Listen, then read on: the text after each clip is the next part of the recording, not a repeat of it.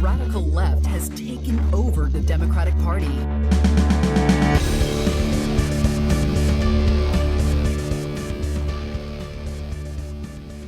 Hello and welcome to Think Progressively, covering politics and all the other chaos life has to offer. This is episode 139, recorded on Sunday, October 27th from Milwaukee. I'm Joe. And I'm Spooky Jason. It's Halloween time, and nothing's scarier than the 2024 election. Because on today's episode, we discuss the current state of the 2024 election and what you should watch for on election night. But first, the headlines. Nobody's ever called me weird. I'm a lot of things, but weird I'm not. No, we're not weird people. We're actually just the opposite. In Springfield, they're eating the dogs, the people that came in. They're eating the cats. They're eating the pets of the people that live there. And of course, on our episode where we're talking about the election, we have to start off with more election headlines. Yes. Let's talk about Donald Trump's week. He worked at McDonald's, Joe. He did. He's just like one of us now. He's a true man of the people. And I love in that clip that he asks to work at the fry counter. Yeah. I want to work the fry counter. 1 fry, 2 fries. Yeah. He said that he thought employees put fries into the containers with their bare hands. Well, okay, hang on. To be specific, because we won't be called out, he was talking about how he was surprised that they didn't do that. Which does imply that he thought they did. I know, but it's like, what do you mean you didn't know that? Like, okay, first, they come out of the hot oil and then you just pick them up with your bare hands, right? But even like the best case of that, first off, usually like the fry station is like right next to the front counter on almost any McDonald's, so you can literally see what's going on. Right. So you have He's never been inside a McDonald's. So either A, you're never been inside a McDonald's before, or B, you just always had like this weird germophobic idea that people are just putting their bare hands over like fries after they're done cooking, just shoveling them into your bags. Right. And I'm like, what do you think? And he still ate them anyway. Right. I just rub. So what is the truth of Donald Trump working at McDonald's? Oh, I think they say, what is the truth about the fries? I'm like, well, they have that specially designed metal funnel thing that they use. But what was the reality of this stunt? The McDonald's location was actually closed, and the customers were actually pre-screened Trump supporters who had to be there hours before Trump arrived and even had to rehearse their interactions. Which is wild. And what I thought was even dumber, which it makes me even angry about this whole thing, is that and you had media outlets then interview the customers. Like, this lucky woman got, money or got food by Donald Trump. Here's what she had to say about the experience. I think I saw at least like 2 or 3 New York Post headlines about that. I'm like, screw off. Right. And no food was actually ordered. Cars just took whatever Trump gave them. And he stated loudly for cameras, I'll pay for everything. If I can do that, if that's okay, I'll pay for all this food. Like, because he's so generous. Yeah. He's such a generous guy. He's known to actually pay for things that he said he's going to pay for, which may come up in a minute. Yeah, Mary Antoinette be damned. Let them eat fries. Let them eat fries and Big Macs. And all of this was done, of course, to mock Kamala Harris, who worked at McDonald's while in college. And Republicans have been still pushing the conspiracy. Yes, that she never did. She never did. And she worked there. Isn't it suspicious that she never put it on her resume when she was applying for a government job? Right. Like, she worked there one summer while she was a sophomore in college. Right. Where's the proof? In 1983, come on, how come you don't have the proof? I couldn't. Where's your long form work certificate? Right, like my first 2 jobs, especially when you're not making, like, it's a summer job, you're not making enough to even have to file a tax return at that point. Right. You're not going to have any proof that happened. Right, I'm screwed if I ever had to say I worked for my dad's company, because there's like no paperwork for that. Mm-hmm. Yeah, I worked at the place my mom worked at when I was like 12 years old. Right. I think there might actually be proof, because I got injured. Oh, Jesus. So, yeah, it was workman's comp. But beyond that, if that hadn't happened, there would have been no proof at all. And it all depends, too. Like, this is 1983. Obviously, this is pre everything being digital. It's just stupid. Everything is a conspiracy. We've been saying this over and over again. Oh, right. With conservatives, everything. Just cast doubt on everything. It's because it's projection. They lie about everything. So they're going to tell you that everyone else is always lying about everything as well. Well, right. And I think the biggest moment of that entire facade thing, which, okay, people on MSNBC need to chill the hell out, where they were just like, it was all staged. It was like, yes, it was a campaign event. It was all staged. We get it. They're obviously not going to have just regular customers, especially everyone wants to seemingly take a shot at Donald Trump. Right, recently. exactly. But during his little press conference, which he did from the drive-through window, by the way, Yeah.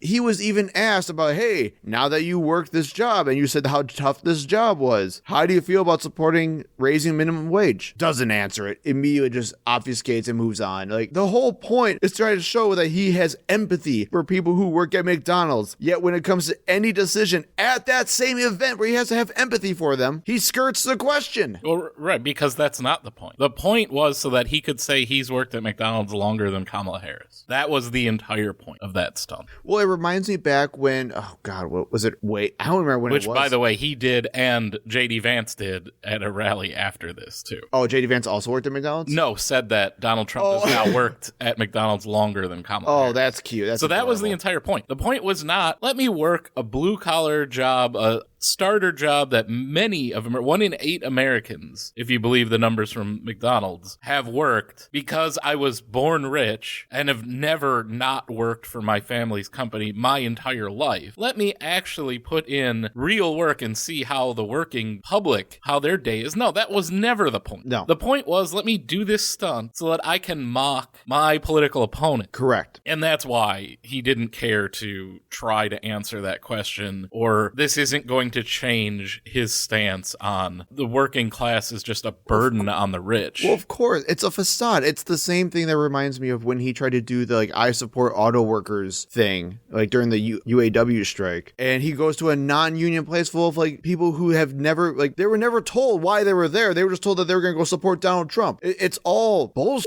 And I hate that. And people are going to buy it, which makes me even angrier. And if we're just all spreading misinformation, then fine. You know, right after this Trump appearance, all of a sudden there was an E. coli outbreak at McDonald's. I mean, I'm sure it's totally unrelated, but, you know, the McDonald's that Donald Trump worked at failed their last health inspection, with one of the things cited as employees not washing their hands. And according to reporters who were at this event, Trump never washed his hands and did not wear gloves. Cool. You know, I'm just saying. Gotta connect the dots. Follow the money. Do your own research.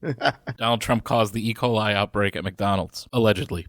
Next up, let's talk about Trump's fascination with Arnold Palmer. Because during a different rally, he started talking about, what was it? Was that like one of the, like, Arnold Palmer's hotels or something? No, it like was that? the place where he was born. Thank you. Okay. He started talking about how great a person Arnold Palmer was.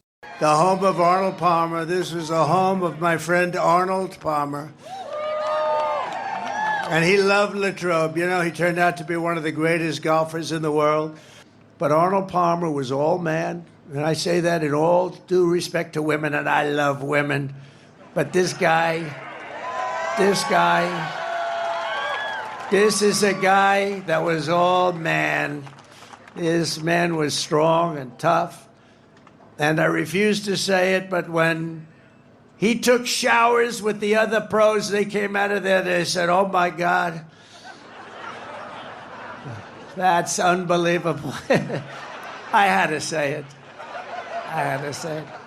What was the, with all due respect to women, and I love women? And the crowd cheered. Like, it was the creepiest, weirdest thing. And then he's just going to be like, he had a giant dong. You know, I'm Arnold Palmer, you know what I'm saying? You slipped into Andrew Dice Clay there for a minute. I wasn't going to say it, but I had to say it. Oh! Again, this is what we keep talking about. Where, like, this guy is off his rocker. If Joe Biden did anything like this, there would be headlines for a freaking week about how he's losing his mind. But because it's Trump, it's just... Yeah, and again, people were freaking out about this. Like, oh, this is unbecoming. I don't care that he wants to talk about Arnold Palmer's dong. It's just weird. Yeah, it's just very strange. Like, why would you say that? And I don't know. Again, like, I don't know what's more off-putting at this point. The fact that he just started talking about Arnold Palmer's or, again, the women comment. Oh, yeah, that was definitely the especially if you're accused of sexual assault, rape by 25 women, be like, and I love women. Yeah. That's creepy. I think the cheers is what got it for me. I can't imagine. That's what Trump supporters love about Trump for some reason. Oh my God. He's a circus. He is entertainment. That's what they love at the end of the day. They don't care about his politics. They just love that he's an insane person. Yeah, that he is entertaining. That's what they come there for. He just talked about Arnold Palmer's dong. Isn't he the greatest? Yeah, so way to be classy, Latrobe, Pennsylvania, I guess. Ugh. Let's move on from the weird Donald Trump stories that got the headlines to the one that should get headlines. Very concerning Donald Trump stories that unfortunately did not get as much attention. And this is the story of former Trump Chief of Staff John Kelly publicly calling him a fascist. And he served as Chief of Staff longer than anyone else in the revolving door that was that job during the Trump administration. And he now joins former Trump officials Mark Milley and Jim Mattis, who also have publicly called him a fascist. And to make it even more interesting, 13 former Trump officials signed a letter backing the statement that John Kelly made. And again, it doesn't stop. During that interview, John Kelly told a story about how Trump said he needed, quote, the kind of generals that Hitler had. Kelly said that he was asked by Donald Trump, why can't you be like the German generals? Kelly responded, do you mean Bismarck's generals? I mean, I know he didn't know who Bismarck was or about the Franco-Prussian War. I said, do you mean the Kaiser's generals? Surely you can't mean Hitler's generals. And he said, yeah, Hitler's generals. Which, okay, I love the idea of saying, is he talking about like something that's relatively intellectual? He can't be that stupid, right?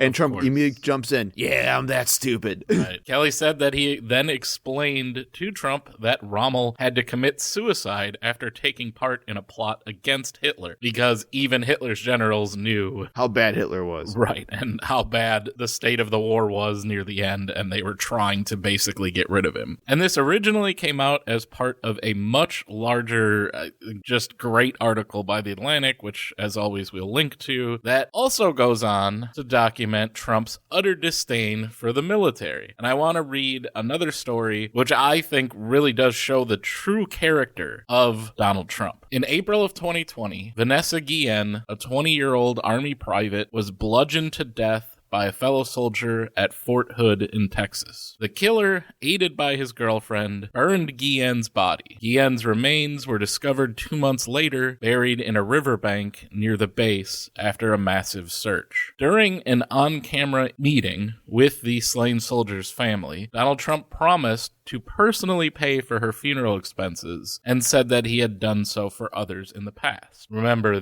I'll pay for everybody's McDonald's, I'll pay, that's what he is when the cameras are there. Or when he's like throwing money at people in grocery stores and things like that. There was a campaign event I remember from, I think it's almost been a year at this point, where he promised to pay for everyone's meals at some restaurant that he was at, and he never did. Right. In an Oval Office meeting on December 4th, 2020, officials gathered. Now, this is after he lost the election and is fighting the results of the election. Officials gathered to discuss a separate national security issue. At a certain point, according to two people present at the meeting, Trump asked, "Did they bill us for the funeral? What did it cost?" According to attendees and to contemporaneous notes of the meeting taken by a participant, an aide answered, "Yes, we've received a bill. The funeral cost $60,000. Trump became angry. "It doesn't cost $60,000 to bury a Mexican. I don't even like I felt bad Jesus just Christ. reading that. Again, I gotta be clear. American. Right. A soldier who died in the line of duty. Uh-huh. No one, every single soldier that dies in the line of duty, the government should be paying for their funeral costs. Like, that's one. Like, we need to stop all this performative stuff that we do of like, oh, let's give them a standing ovation at the baseball game. And then, who cares after that? That's not, saying, oh, thank you for your service. That does nothing. Nope, not one bit. He turned to his chief of staff, Mark Meadows, and issued an order. Don't pay it. Later that day, he was still agitated. Can you believe it? He said, according to a witness. People trying to rip me off. The article then goes on to say that Natalie Kawam, the family attorney, told the reporter that she sent the bill to the White House, but no money was ever received by the family from Trump. So where's the outrage? Well, we're laughing about national Arnold Palmer's dong. Right. National freaking headline. That would be the October surprise that would sink any person's campaign, except Donald Trump's. Mm-hmm. Yeah, he is so immune to these kinds of things, like to just being a horrible person, because I think his supporters, they like that. Well, let's talk about that, because I have a good example of that from our favorite Ben Shapiro. Now, he wrote a huge thing on Twitter. I'm not gonna read the whole thing because it goes on for way too long, but there were a couple things I wanted to quote here for the essence of our discussion. So here's what he had to say. You want to know why nobody cares about the left-wing media's latest oppo dump? The answer is obvious. People care about the quality of their lives, and life is getting worse under Democratic governance. Then he tells some stupid story about his friends in LA and how they're scared to be in LA, whatever. Who cares? He goes on to say, this is why people increasingly don't give a shit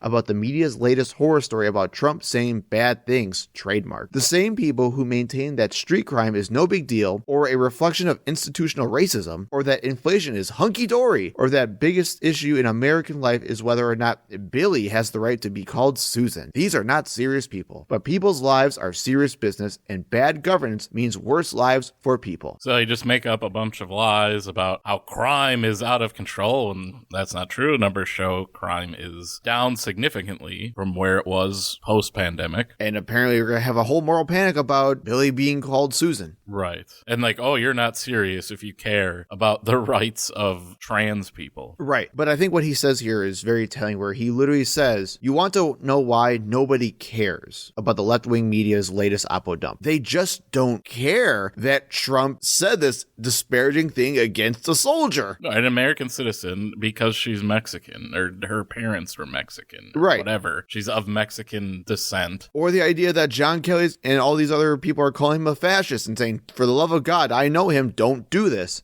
I know Ben Shapiro is a sheltered idiot, but he's also not entirely stupid. He knows what he's doing. And the idea that he's saying that just regular news about this type of stuff is just a left-wing media oppo dump. Right. It's all not true, even though it's all coming from conservatives who are part of Trump's administration. Yeah. There's no such thing as truth. It doesn't matter. It's just a game to him. Drives me up a freaking wall, man. I'm so sick of people like him and all these others who are just making excuses for things that, again, would create a national outrage if it were anybody else. Speaking of people who are getting away with literal crimes, let's talk about Elon Musk and his America PAC. Because now Elon Musk is holding a potentially illegal sweepstakes to court voters in swing states right before the election. He was already promising between $47 and $100 if you were a registered voter. If you're referring registered voters to sign the petition. Well, you could also get referrals. But if you were a registered voter in one of these swing states and you signed a pledge to uphold the First and Second Amendment, yes, then you would receive, it was $47 in some states, $100, I believe, in Pennsylvania. That's correct. The deadline's already passed. Sorry for signing up. Because that was the registration deadline for Right. Pennsylvania. So if you were looking to get on this. And then he also announced that every day he would announce a $1 million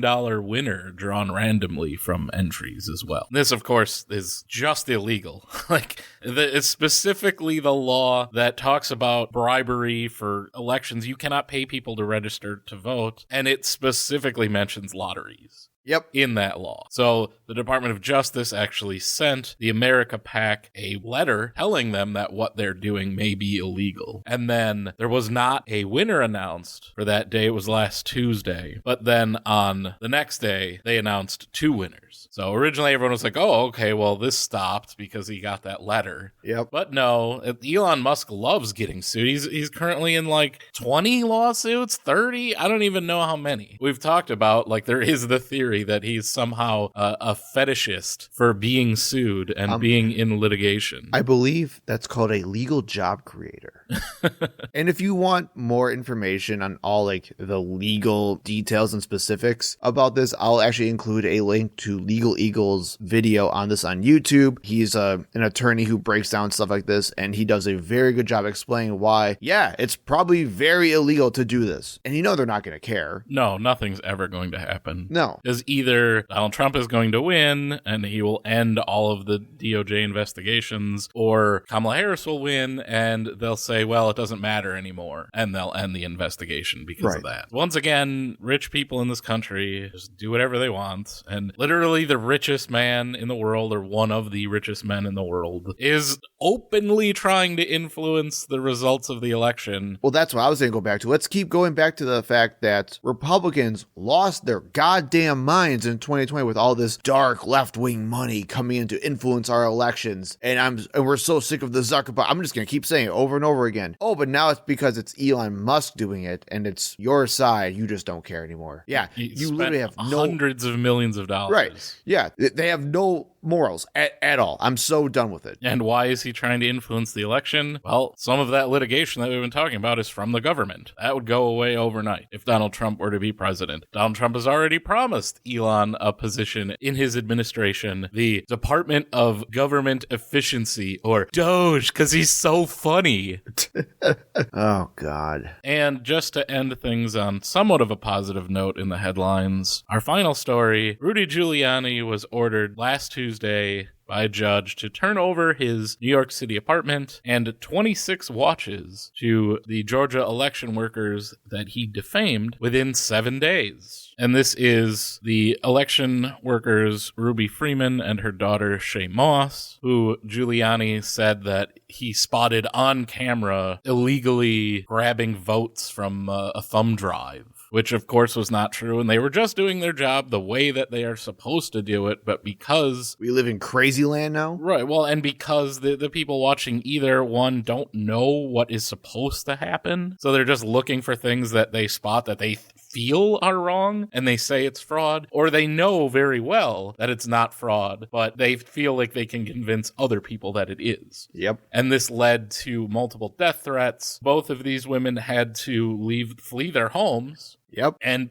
essentially hide in a motel like they were in some, thriller movie like No Country for Old Men. The guy's hiding out in a motel waiting for the people to come and try to kill him. That was their real lives after the election, and the lies that Rudy Giuliani told on behalf of Donald Trump, by the way, which Donald Trump, again, just never faces any consequences for his roles in any of this. Now, Rudy Giuliani gets disbarred. He loses this defamation case, $148 million. Donald Trump, nothing. Absolutely nothing. Is extremely close to becoming president again.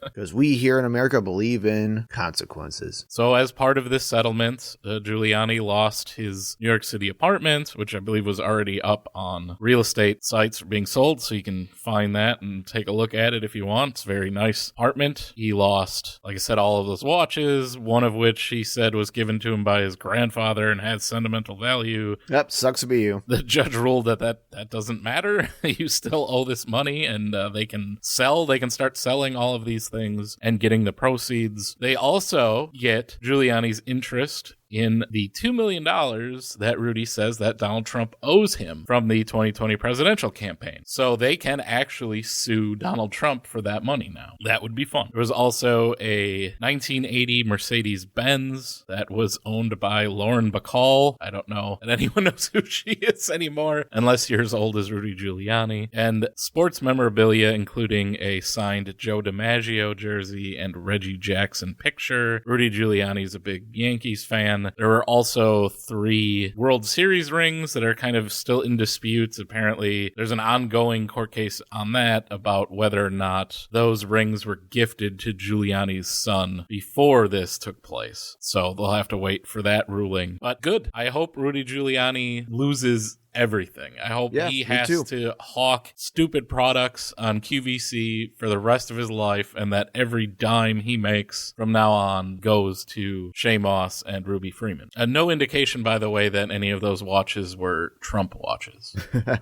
Well, those wouldn't hold much value, so. Yeah, so probably for the best. M&Ms will not be satisfied until every last cartoon character is deeply unappealing and totally androgynous. Until the moment you wouldn't want to have a drink with any one of them. That's the goal. When you're totally turned off, they've won. Boy ain't right. On this week on Fox in the Head, I had this great idea that we would discuss undecided voters, pick a couple crazy ones, and read their statements aloud and drink in agony because our election depends on these people. Like 10 minutes after you pitched that idea, I saw this video. And then Jason shared me a video that will forever change my life.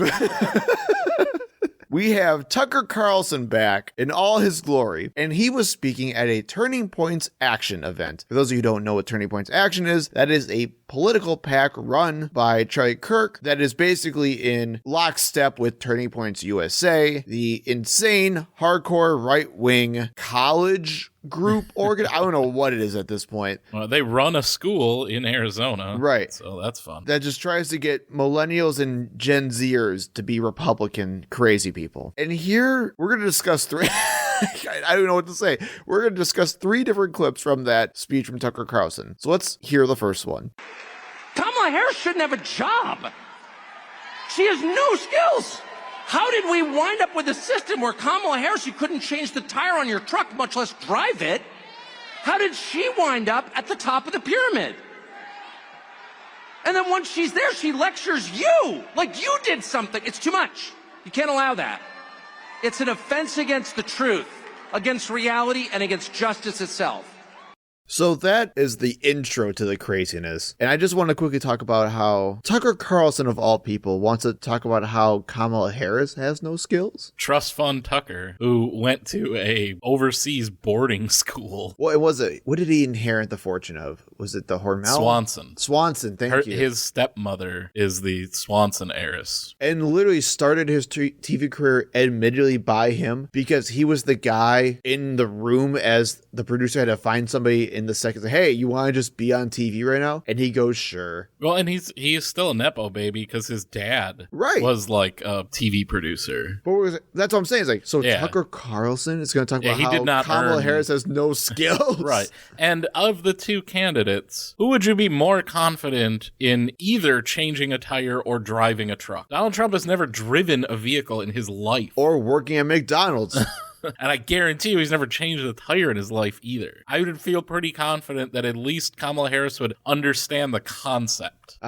So to say that she is somehow not qualified at all, and this is why they push this, she never worked at McDonald's, because they always want to portray her as just working in the government her entire life and never having a quote unquote real job. While these are people literally campaigning for a government job. Yes. So they don't want, oh no, she couldn't have had a blue collar upbringing, but she did. I'm sorry. Those are the facts. Right. Well, and also I'm just sick of this whole, because this is what you hear from Republican idiots all the time. You kind of hit the nail on the head by saying they're trying to tell her that this government experience isn't real experience while also going for the same freaking job at the same time. And this reminded me of something like years ago that one of my crazy conservative family members pushed, where it was like a Ben Carson quote about how he was currently running for president, and he's like, government doesn't do anything for us. It doesn't matter. We should have government just stay out of our way because government can't do anything correctly. And I'm like, dude, you're running for the government. I don't know what you're even trying to say at this point, because if we're trying to say that government experience doesn't matter for a government position, I don't know what's real anymore.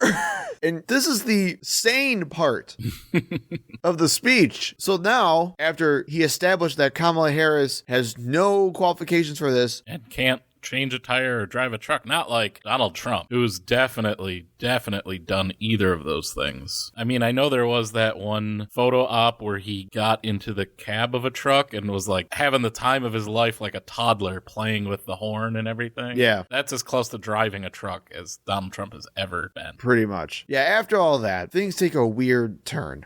And the second reason you can't allow it is very familiar to anyone who has children, which is if you allow it, you will encourage more of it. If you allow people to get away with things that are completely over the top and outrageous, if you allow your 2-year-old to smear the contents of his diapers on the wall of your living room, and you do nothing about it, if you allow your 14-year-old to light a joint at the breakfast table, if you allow your hormone-addled 15-year-old daughter to like slam the door of her bedroom and give you the finger, you're going to get more of it. And those kids are going to wind up in rehab. It's not good for you, and it's not good for them. No. There has to be a point at which dad comes home.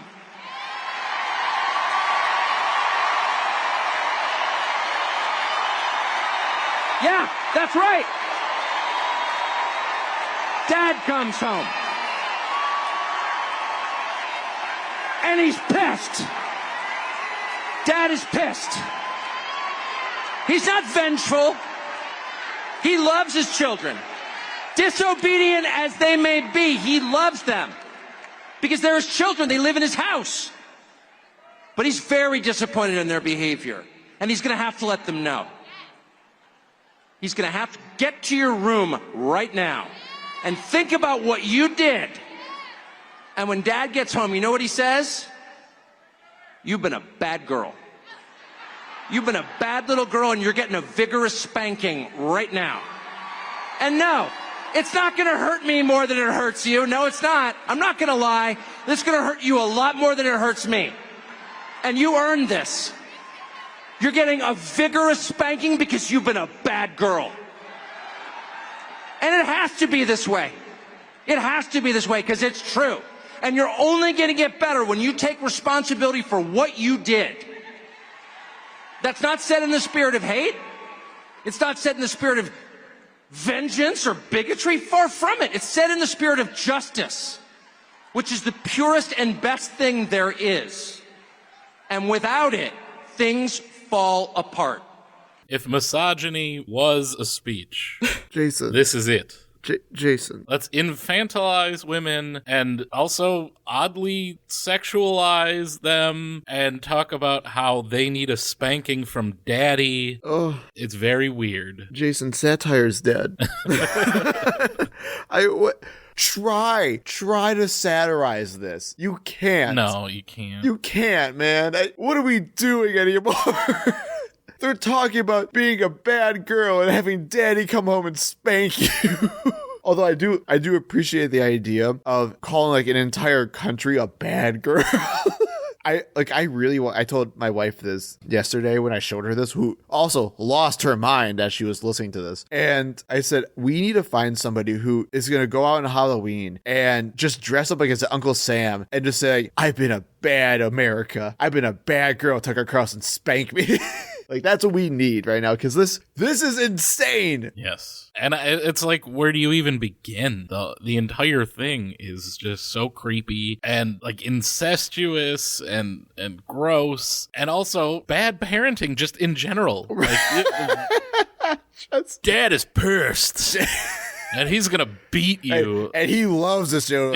As disappointed as they are, he still loves them. And he's gonna spank you. He's gonna give him a vigorous spanking. And no, this will not hurt me more than it hurts you. Jesus like, just talk about like what, beating a 2-year-old. Well, that's okay. First off, that's what I wanted to know. Is like, so what's the proper punishment for a 2-year-old who, I guess, throws his diaper against the wall? Beating them. Beat the hell out. Like, okay, vigorously. Just what the hell? I don't know. I watched the video, but I didn't keep that close. I don't know if both of his hands were above the podium while he was saying that, or a vigorous spanking. Also, who was I don't know if she was an audience member or something, because there was one woman that was just really into that. yeah, yeah. I'm like, oh boy. Spank me, bow tie daddy. It was weird. These people are weird. Yes. But it's not bigoted. Like, he just goes there like, wait, I thought these are all your children in this scenario. Why would it be bigotry that you're talking about? He clears that up shortly after here in the final part of this speech. The Democratic Party machine, and notice I'm not beating up on Kamala Harris, who's just a hapless victim who happened to be there in the right color, so they grabbed her. Tim Walz, they needed some, whatever Tim Walz is. They needed a weak man, because it is the party of weak men and unhappy women. One of which leads to the other, by the way. Where you find weak men, you will inevitably find unhappy women. Sorry. And they make them on purpose. They weaken the men to drive the women insane, to have the most consistent voting bloc ever in the history of politics. Unhappy women, made unhappy by weak men. But it could be anybody. It could be anybody. Kamala Harris is just a stand-in. She's a cardboard cutout. She has a soul, God created her. I'm not attacking her humanity. But there's nothing there. It doesn't matter. If it wasn't Kamala Harris, it would be, I don't know, Pete Buttigieg or whatever. Who are these people? It doesn't matter. They're the cutouts. They work for the machine. They're totally dispensable. They're replaceable. And they need to have limits set for them.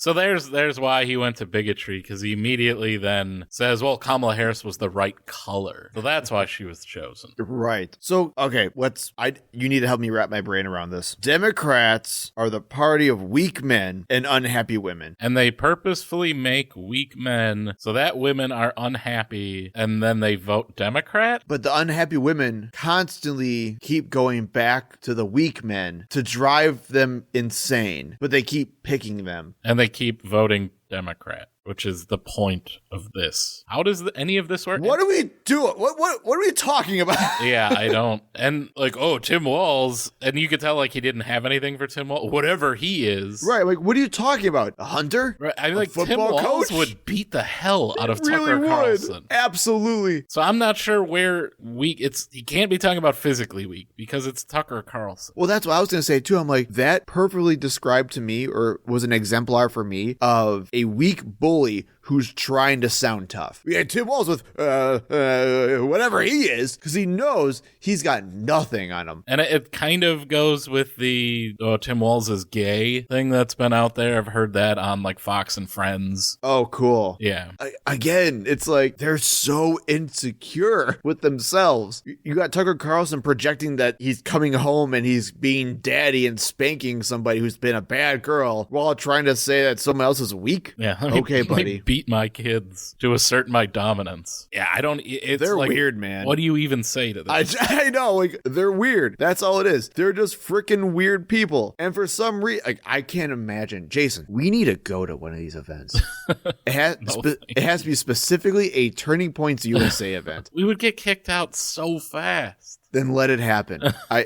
We just need to go and see like who these people are. I'm sure they're all just a bunch of Trump like crazies, but they have to be younger Trump crazies. And that's why I want to see the crazy people who are in college and who are crazy Trumpers. That's what I want to see. And I want to see how they parse their worldview apart of like, hey, I'm trying to go be an engineer in my life. And I'm in my free time, I'm going to go watch Tucker Carlson talk about spanking bad girls. Oh man, they're just insane. And they're so close to power. I don't understand why women don't vote for Republicans. It must be some kind of Democratic mind control plot. Well, you heard, they just spelled it out for you, man. How good, were you not following along? Right. Well, that's what I'm saying. So that's his theory. And that was right after he said that the female candidate for president is not qualified based on absolutely nothing except this idea that she can't change a tire or drive a truck, which I don't even think is true, but that's what's based on, right? The things that are traditionally masculine. Yep. And that we can't let her get away with this. At some point, daddy's gonna have to come home and spank the naughty girl. And then he said, I don't understand why they don't vote Republican, that they always vote Democrat. This is why! Because you're crazy misogyny. Like, you just did it. You did the misogyny, and then you're like, And for some reason,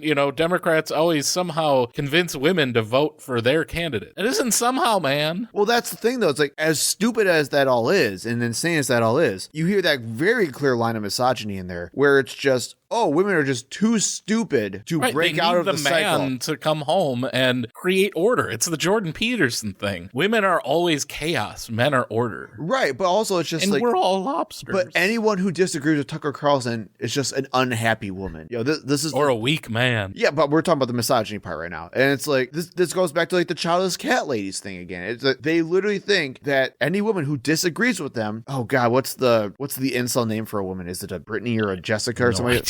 Whatever that is, like, they just don't like me because they're all the ones out there. I am the cool one. And it's just a bunch of incel talking points. Well, the Tim Pool version is, I don't think it's me. I think it's everyone else. Yeah. They're just a bunch of weird losers. You can do it, baby. I love you so much. Magic. And it's bad news. Bad things are happening. Mom, I'm sorry. Mom, I didn't do it. Boom. Didn't do it. On to our main topic of the day. We're going to talk about how those bunch of weird losers can very well run the country. First, let's talk about the Senate races. Currently, Democrats have a very slim majority, 51-49, in the Senate over Republicans. That includes independents that caucus with Democrats. Correct. It's also important to note that many of these incumbent Democrats that we're going to be talking about are also all running ahead of the top of the ticket. So we talked about this, I think, a while ago, where it's like, what's the problem with Joe Biden? How are things going on? Why is Joe Biden losing so badly? We talked about how Democrats in those same swing states are running well ahead of Joe Biden. And now Kamala Harris. And now they're still running ahead of Kamala Harris. Although I think that is starting to kind of come back down. Right, which was expected. Like, yeah. That's going to be a general theme of this whole thing, where a lot of the headlines are like, things are narrowing.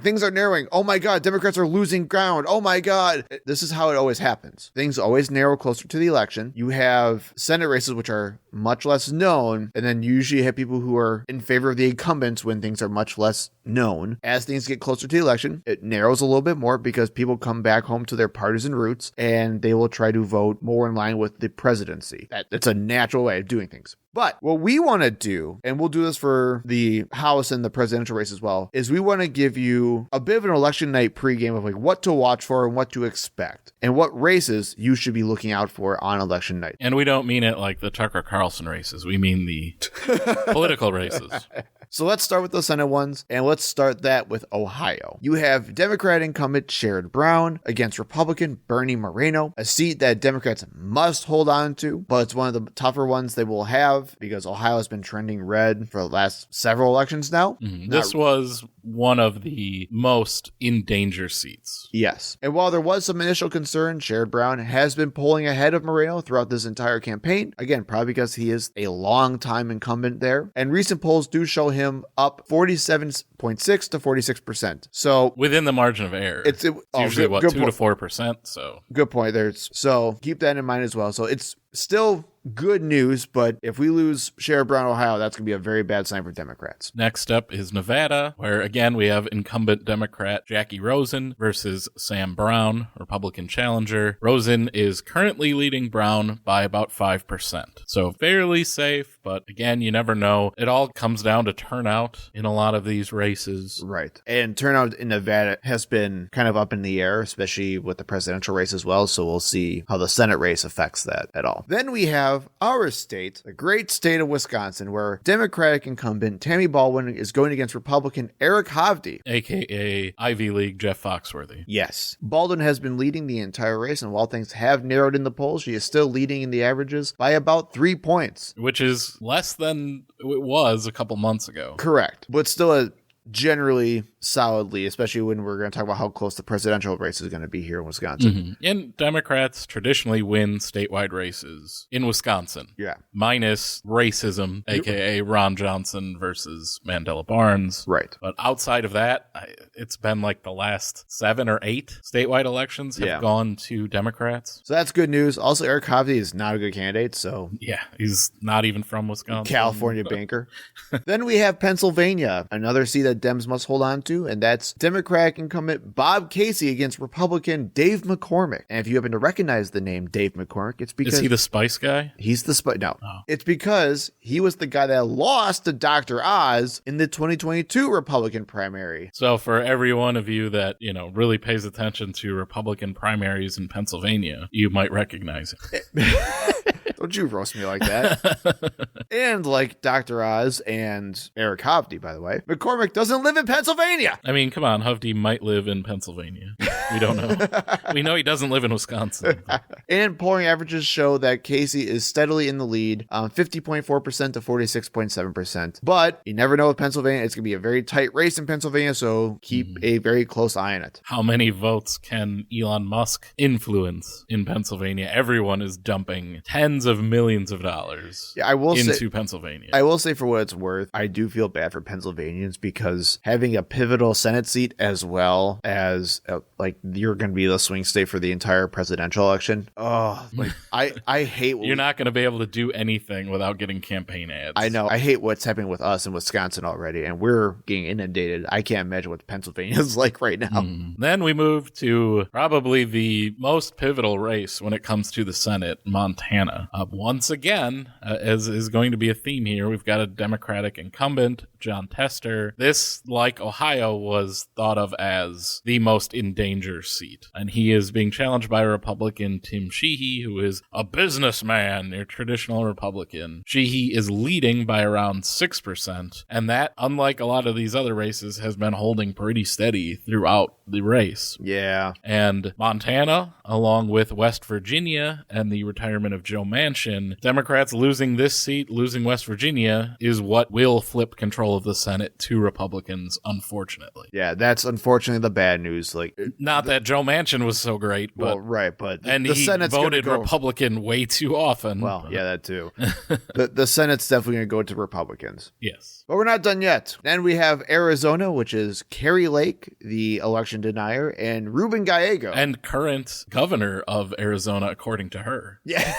Because that election was stolen from her 2 years ago. This is Kirsten Sinema's former seat, the super progressive, awesome Democrat. Green Party, then Democrat, now independent, I think first openly secular senator, possibly. who then started wearing crucifix necklaces. Just the best person you want to be a senator, well, the good news is she's gone. We hate her. Goodbye. And Gallego has been leading by an average of 7 points in the recent polls, but the race has been narrowing since then, so keep an eye out.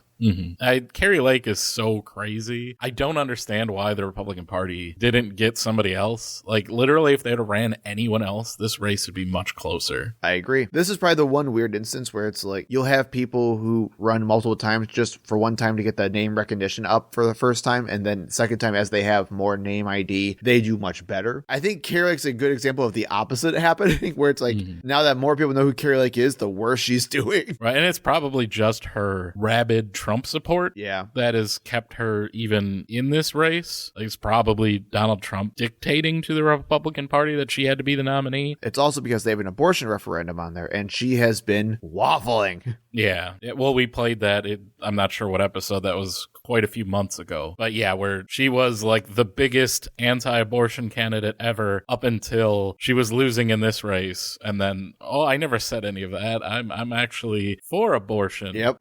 But now she's back to anti-abortion. She doesn't know what's going on. And finally, we have an open seat in Michigan where Democrat Elisa Slotkin is going against Republican Mike Rogers. This seat was formerly held by Democratic Senator Debbie Stabenow, who is retiring, and Slotkin has been leading in the polling averages by about 4 points consistently. And like we talked about before, the Senate's going to end up going towards Republicans, whether we like it or not. The closest races we have for Democrats to flip Senate seats are Texas and Florida. Right. So, yeah, they're not looking great. Right. And I think in Texas, Ted Cruz is up by 4 points. Yeah, it's not going to happen. And Florida's not even that close. I think it's like 6 or 8. Yeah. So that's going to suck big time. Say goodbye to getting judges through. So that sucks. And we're going to have a lame duck president. So that's going to be my favorite part about this is that you're going to have Kamala Harris, if she wins, immediately go into a lame duck presidency with a Senate that will let her do absolutely nothing. So let's go to the House. Current makeup of the House is 220 212 Democrats and 220 Republicans. Note that there are 3 current vacancies, and if those were filled, the count would actually be 214 Dems and 221 Republicans. For reference, 218 is needed to win the majority of the House, and the current projection makeup based on polling is that you'll have Democrats with 177 safe seats, 28 likely seats, and 9 seats that lean Democrat. Then you have 191 safe seats for Republicans with 13 likely seats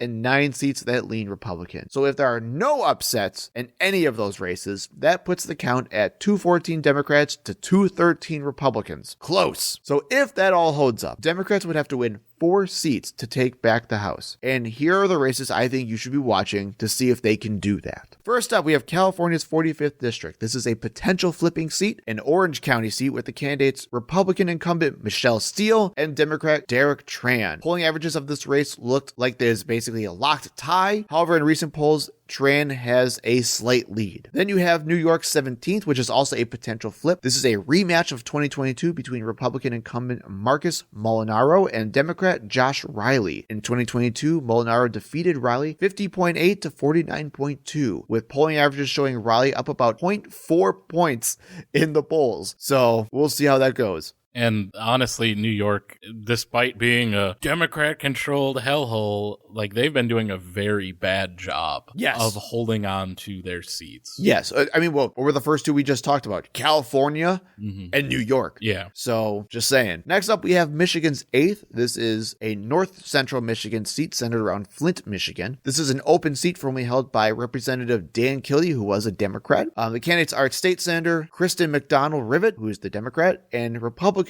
Paul Jung, maybe. Yeah. The seat has a slight Democratic lean and went for Biden by 2 points in 2020 and Clinton by 1 point in 2016. And while the polls have been all over the place, it shows a plus 0.8 for McDonald-Rivet, so hopefully we can turn that seat as well. Then we have Oregon's 5th, which is a potential flip. And those candidates are Republican incumbent Lori Chavez DeRemer and Democrat Janelle Bynum. Averages show Bynum up by about 1.4 points, with recent polling shows her up by about 1 to 3 points. So again, hopefully we can potentially flip that seat. Then we have Washington's 3rd, which is a seat to hold. The Democratic incumbent is Marie Gluesenkamp Perez against Republican Joe Kent. This is another rematch of 2022, where Gluesenkamp Perez won 50.1 to 49.3%.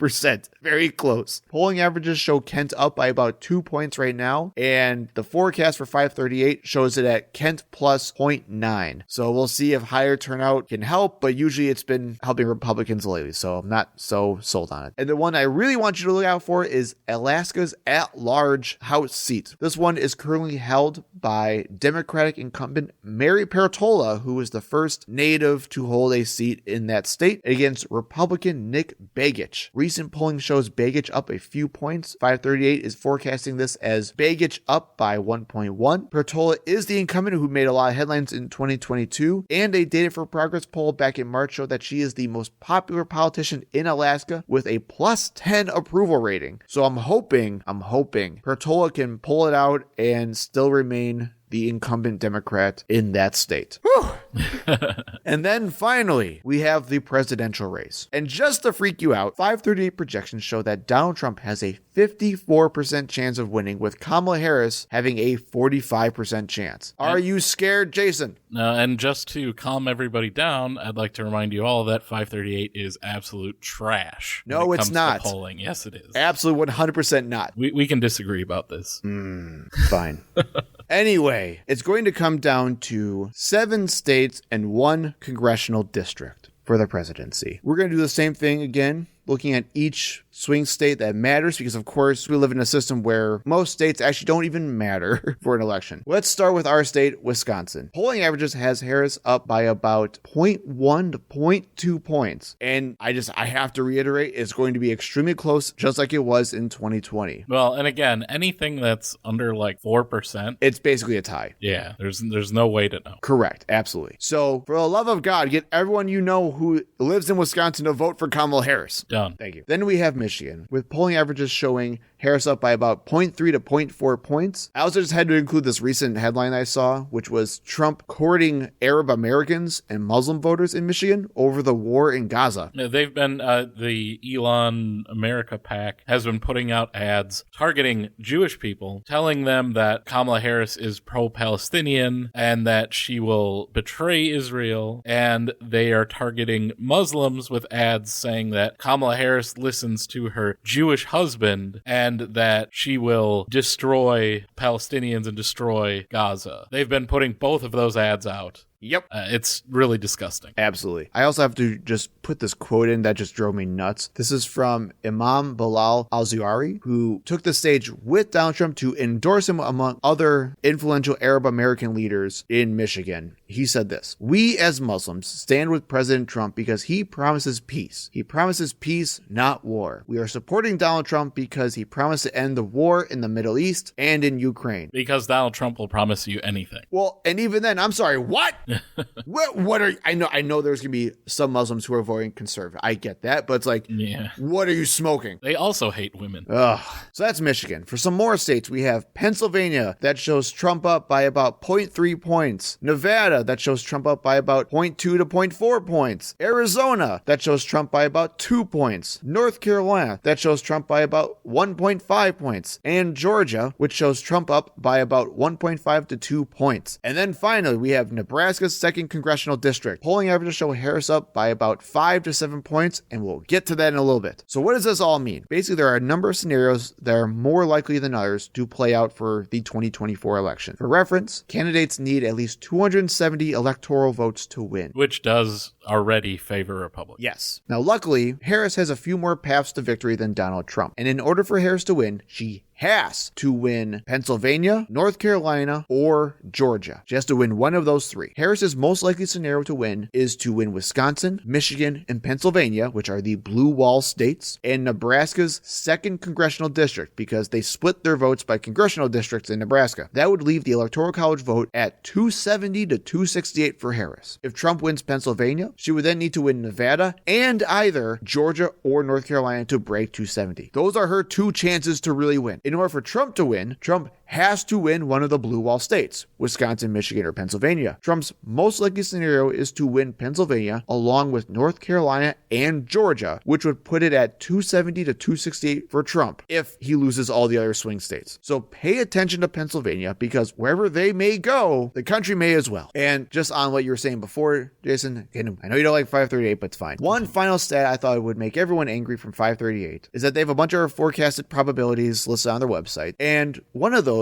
is likelihood of winning the popular vote but losing the Electoral College. Which is nothing new for Right. Democrats. The chances of Harris winning the popular vote but losing the Electoral College is about 18%. The chances of Trump winning the popular vote but losing the Electoral College is less than 1. Really shows you how fundamentally broken the Electoral College system is. Yeah, it sucks. And it would be nice to get it changed. It'll never happen because it'll take a constitutional amendment Yep. to do that, which we will never get to. And also will for sure never happen. People keep voting for Republicans. But I did want to give you kind of a what we should be expecting on election night and beyond. What is the most likely scenario to kind of get yourself mentally prepared for, as this will be our last episode before the election. We're going to be off next week, doing the same, mentally preparing ourselves Yep. for going through this election. And we also didn't feel like it would be that worthwhile to do another week of election pre-gaming before the election. So If you're going to an election party, something like that, a watch party, you're going to be going home disappointed because we will not have election results Tuesday evening. It's not going to happen. no. And to remind everyone, the 2020 election was not called by most news outlets until that Saturday following the election. The only scenario where the race is called within 24 hours would be a landslide victory by Kamala Harris, where she somehow wins like Ohio, North Carolina, Nevada, Arizona. That's not going to happen. But that would be the only scenario where you would see the election called that early. And even then, I would say it's probably even a 0 chance then, because in order for her to win things like Ohio and stuff like that, it would be like such a small margin that they'd do like recounts upon recounts anyway. So it ain't gonna happen. Right. Well, this would be where she wins them handily, but yeah. Oh, again, sure. Not Okay. going to happen. Sure. I gotcha. She pulls a Reagan. Right. Crucial swing states like Wisconsin and Pennsylvania, probably the most crucial state, have laws that were enacted by Republican legislatures Bold it, underline it, repeat it forever. that dictate that absentee ballots cannot even begin to be counted until after the polls close, which then leads to the late night vote dumps that conservatives and Donald Trump cry fraud about and ensure that counting will take longer than a single day. Correct. So just get ready for it because it happened in 2020. It'll happen again. And then continuing on that path, if Trump is up in enough states that he would win the electoral vote after the polls close and results start to come in, his team and Republicans in general will declare victory and demand that the illegal vote counting be stopped, which it will just be like a more aggressive repeat of the Stop the Steal movement that we saw 4 years ago. God, I remember it was like around like 1 to 2 a.m. Staying up and I saw him do that. It'll happen a lot I'm sure. earlier this time. You're right. And you'll have right-wing news outlets like Newsmax and RSBN who have really grown in the last 4 years. And the others that are out there, the Lindell networks, will project Donald Trump as the winner. And that'll lead to protests against other lamestream media outlets that are too biased and cowardly to follow suit. I think they will specifically target Fox News. Fox News has a lot more to lose. They're not going to be as aggressive in calling it for Donald Trump than the other right-wing news outlets will be. Well, they were the one that called, was it Arizona in 2020? For Biden. Yeah, and people lost their minds. Started boycotting Fox News because of it. I would expect that Republican officials and conservative talking heads will begin calling all further votes counted as fraudulent, coming from illegal immigrants and compromised voting machines. There'll be protests and probably fights breaking out at polling and counting locations. You'll have election officials receiving death threats again, potentially worse. I don't know if you saw the show Succession. I still haven't. But a big part of that, sorry to ruin, it's not really part of the plot of the show, though, if you haven't seen it. They have an election with basically a Tucker Carlson figure running as a Republican. Everything's so close, it actually comes down to Wisconsin, and there's a polling location that a fire starts at. And that leads to this big open question of, what do we do now? Sure. And it goes from there. I don't think that's too far-fetched, honestly, with as much anger and hate that is around this election. And they tried to basically overturn the results last time, and they weren't prepared to do that. They've spent the last 4 years preparing to do it again. And part of that, Trump's team will file multiple lawsuits seeking to stop counting and let Republican-controlled state legislatures or the Supreme Court decide the outcome of the election in Trump's favor, of course. This happened in 2000. Yep. The Supreme Court decided the results of the 2000 presidential election. Recounting efforts in Florida were halted, and George W. Bush was declared the president by the Supreme Court. So there is precedent for this. And the groundwork has already been laid. There have been already dozens of lawsuits filed by the RNC and conservative organizations challenging the eligibility of voters. That was the problem last time, is you can't challenge eligibility of voters after the election, after you lose.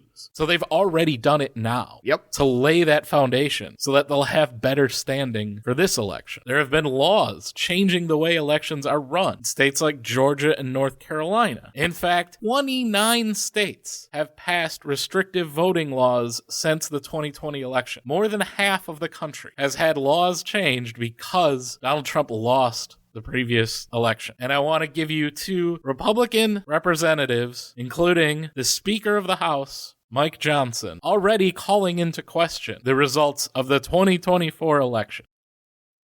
People, they want illegals to vote in these elections.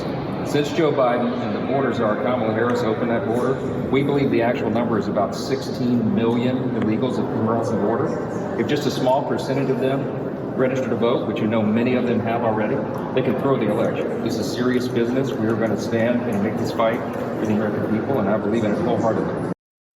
And that is a straight up lie. Yes. 100% a lie. They are not just registering to vote. They can't. They can't. There are only some instances where residents who are not citizens can vote in local elections. No non-citizen can vote in a federal election. We literally have procedures in place to stop this. And it has been showing time and time again, this claim that Republicans make is just not true. And of course, Marjorie Taylor Greene, representative from Georgia, while speaking to Alex Jones, Of course. on InfoWars, Because why not? already started spreading lies about voting machines. Someone posted up that when they went to vote in Whitfield County here in Georgia's 14th district, now remember, we're a swing state and we need everyone to vote in my district. And so they went to vote, and we have the Dominion machines. And you go through and you mark president, you mark, for Congress, that would be me. They marked Donald Trump, and they marked who they were voting for the rest of the way down their ballot on the machine. Then when they're finished, the machine prints their ballot, a paper copy, a printed copy, and each voter has to review that printed copy to make sure that it has selected the candidates that they want to vote for.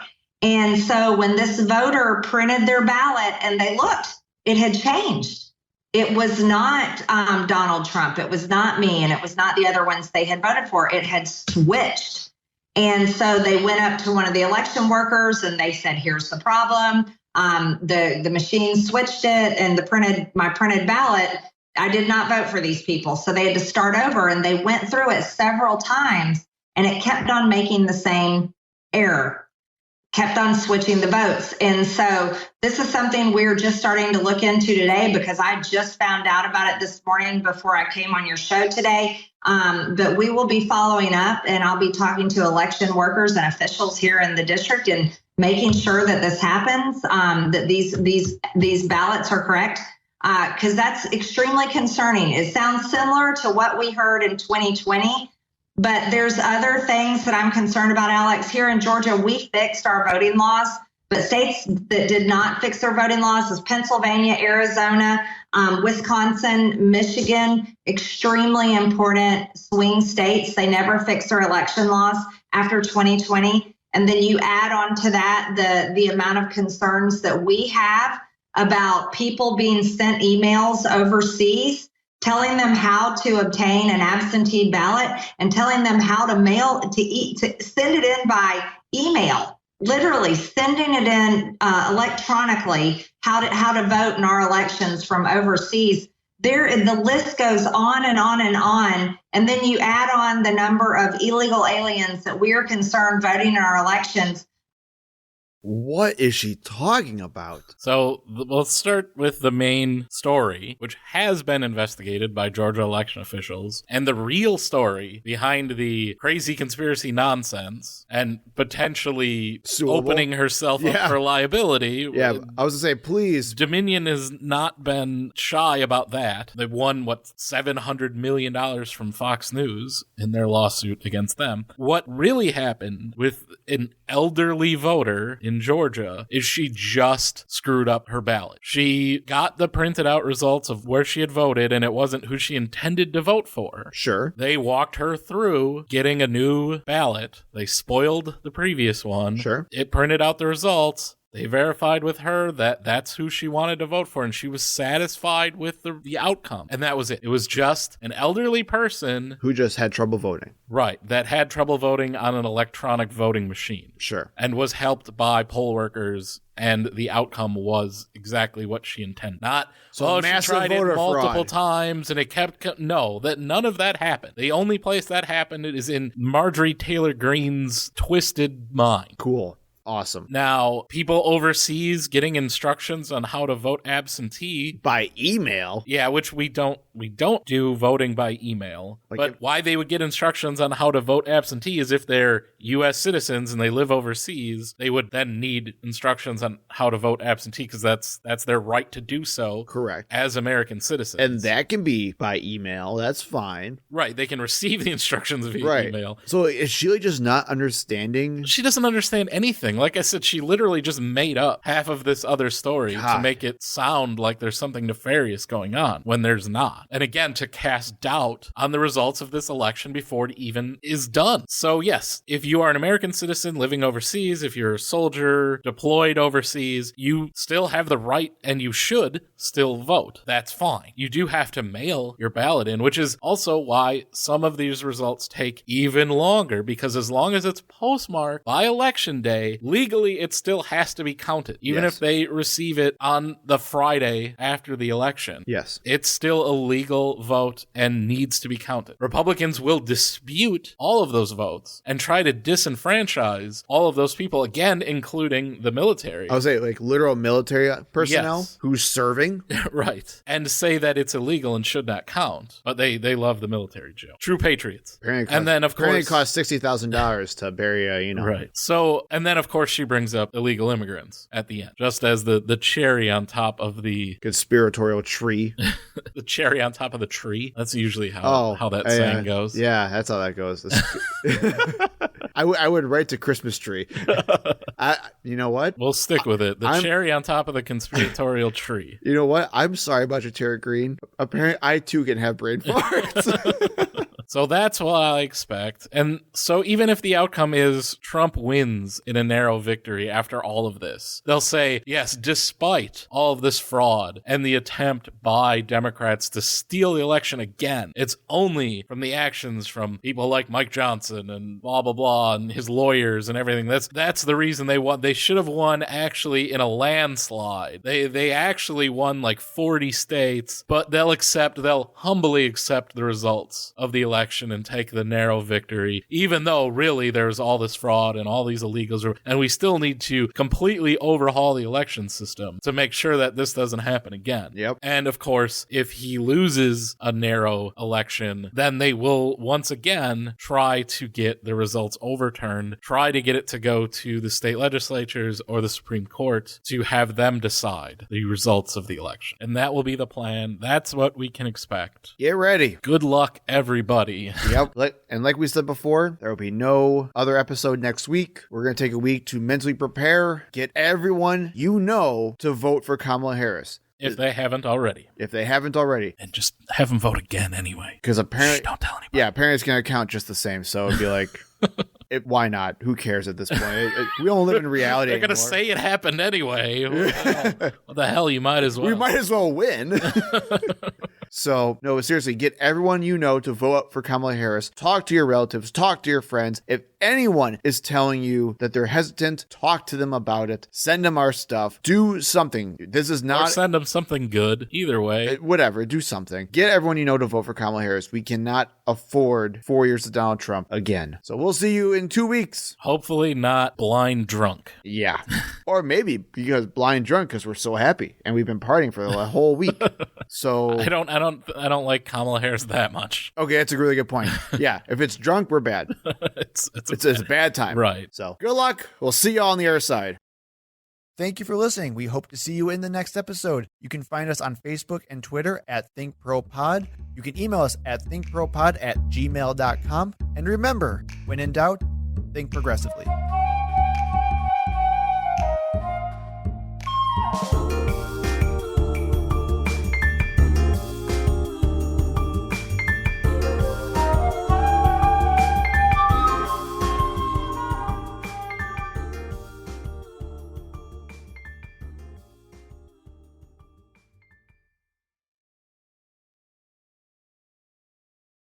She would then need to win Nevada, she would need to then either win Nevada. Oh my God, I said that same thing.